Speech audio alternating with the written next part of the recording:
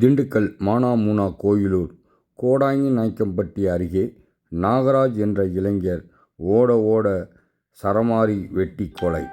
தாலுகா போலீசார் விசாரணை மேற்கொண்டு வருகின்றனர். திண்டுக்கல் அருகே குளிப்பட்டியில் நாகராஜன் என்பவர் அடையாளம் தெரியாத மர்ம நபர்களால் ஓட ஓட விரட்டி வெட்டி படுகொலை செய்யப்பட்டுள்ளார்.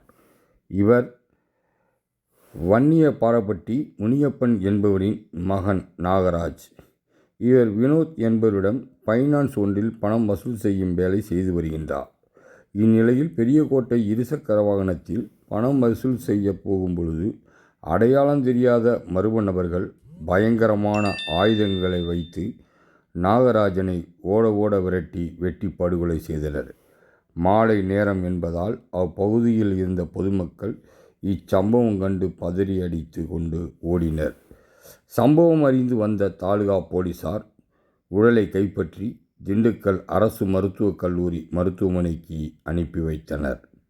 கொலை தொடர்பான விசாரணையை மேற்கொண்டு வரும் நிலையில் முன்பகை காரணமாக பணம் கொடுக்கல் வாங்கல் ஏதாவது பிரச்சனை உள்ளதா என விசாரணை மேற்கொண்டு வருகின்றனர். இக்கொலை சம்பவம் அப்பகுதியில் பெரும் பரபரப்பை ஏற்படுத்தியுள்ளது.